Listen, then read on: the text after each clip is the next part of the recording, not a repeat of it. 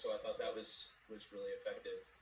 Um, let's see if there was some other specific things. Anybody else thinks it went well? Also, For me, go ahead, the Kev. I'm sorry, Mr. Ronald.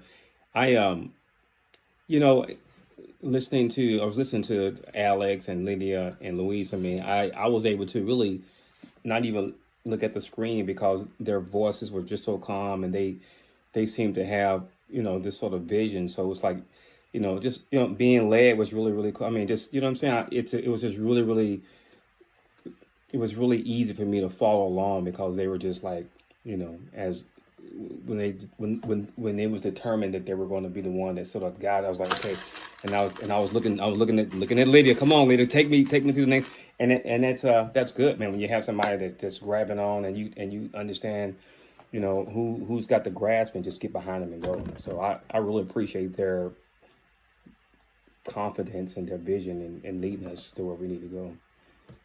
Yeah, that was great. Like just being able to leverage the different types of, there's so many different types of intelligence that we can bring to the table. Yeah, Everybody in the room is a smart person. yeah, But to have like, hey, I know I've got that spatial awareness, architecture, kind of mindset, engineering, and I know I can talk us through this challenge yep. pretty effectively. And the two, Luis and Lydia, the two of them just, knew that, organically stepped into the breach, and the team was ready to work through that. Take So I off. thought that was, Hmm. I agree. I think that was really great.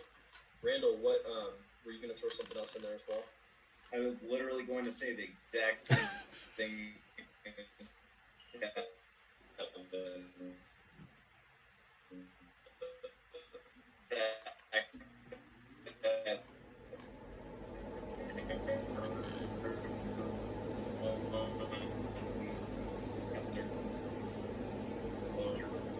Opportunities. What are the opportunities for growth here, either broadly or specifically? No thoughts at all? What was the question? Where are the opportunities for Oh. growth in the future?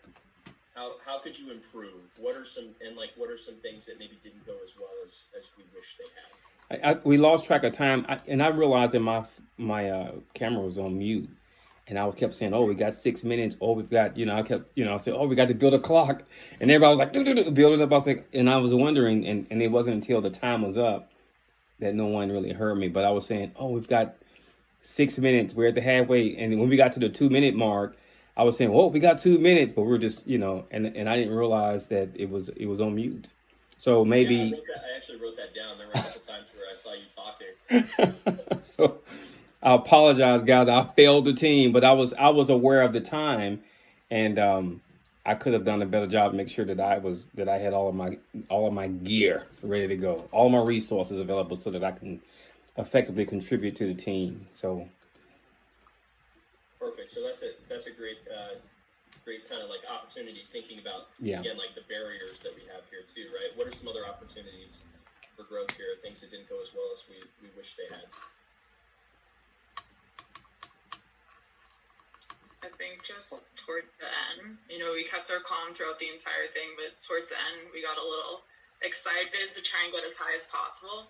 So that's kind of where we stopped checking in on each other, making sure we were on the same yeah. page.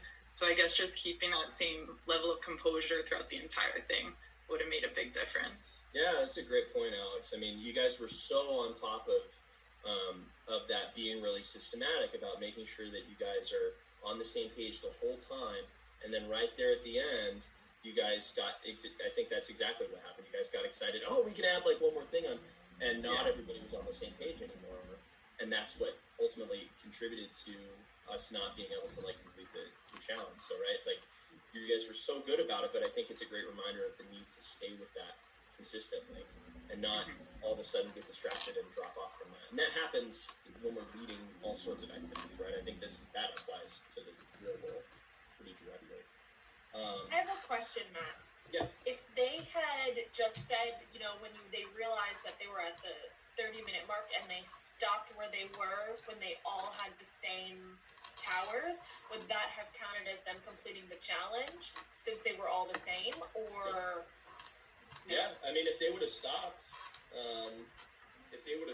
there and said like, this is our this is our tower. We don't feel we could effectively add any more pieces and like know people are on the same page. Yeah, totally fine. If we had the time and we knew that since time was of the essence, we may have done something like put the separate these things by colors so that we could. Because I thought we may have lost some valuable seconds there when we were all trying to figure out what we had. But if we had to just say, okay, let's go to our red pile, pick this up, and bam, bam, and maybe we would have shaved off a few seconds. So maybe at the outset, just again, just maybe getting organized and making sure that we have all the same things. So when we start off with the same order, I suppose, and then go from there. Yeah, that was one I kind of wrote down as a maybe. And again, there's lots Yeah. of approaches to this, so I don't think it's wrong, the approach you took at all. But maybe taking that moment to get organized and think about like, okay, let's sort these out by color and figure out what we've got so that it's easier pushing forward. If you would have just taken a moment maybe and said, everybody sort these in by color, and that's because that's how we're going to communicate what pieces we need, that could have been a helpful strategy. Maybe. I can't say for sure, but it might have been. And that time awareness, I told you guys I'd give you a 2-minute warning, and I did, and I gave you a couple of extra warnings as well, but nobody was really tracking the clock as directly, it seems, other than Kevin.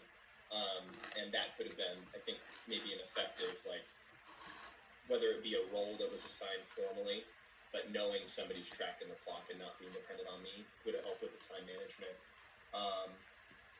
I think there's also another thing to be said for, you guys took this strategy of being really systematic. I think there's another thing to be said for, you guys had plenty of time. Perhaps another approach you could have taken was, hey, let's everybody on their own, let's take 5 minutes, try to build as high as you can. Let's figure out who has the best design. And then we'll come back together and spend the rest of that time assembling up to that person's design. I actually said that. You're not wrong for not taking that approach, but that's another approach you may have potentially taken, right? Is to better leverage the abilities of everybody in the room and kind of throw that spaghetti at the wall instead, and then come back together and do that systematic approach. That's another problem-solving approach that could have been effective. Again, I don't think you were wrong for your approach that you took. Matthew, I think that one's great, but it would be more in person. Because then to try to assemble something and just looking at the camera would have been quite chaotic. It could have been, right? And that may have been why you guys went with that strategy. Again, it may or may not have been as effective. I don't think you guys were wrong for the strategy you took. But there's another approach that may have been effective, and you may have been able to sort through that. So that Yeah, I agree. That one actually could have been much better in person. Yeah, so those were some of the other ones. Any other, and maybe again, like having some specific language tied out for how you're going to describe. Hey, we're going to describe thing by the number of dots on it. This is a 4x2 piece, blue and color. This is a 3x1 piece, blue and color. Some sort of naming convention could have been useful, but ultimately, I think you guys did a great job regardless. How can we take this pushing forward into similar or novel challenges in the future? And then we'll wrap this up. What are some of the big lessons learned that you could maybe take and apply moving forward? I think now that we know the strengths of certain people, we can okay, we're gonna build it again. Lydia and Louise, you guys take lead on how to go with it, and then Kevin, you time us, that kind of thing. And That's a great point, Mario. Right, like continuing to learn. Oh, sorry. Go ahead. I'm sorry, just to assign people something, specifically on what to do for the next plan or the next task.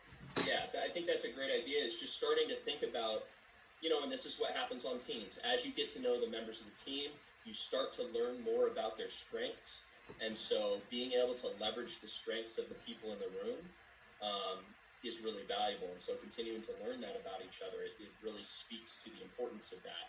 And then thinking about, maybe you do start to use roles more intentionally now that you're starting to learn those types of strengths. Or maybe Randall says, hey, I really want to actually improve on this. I'd like to take this role next time. You could take that approach as well, right? So I think that's a really great point, Mario. What are some of the other lessons we could take here moving forward?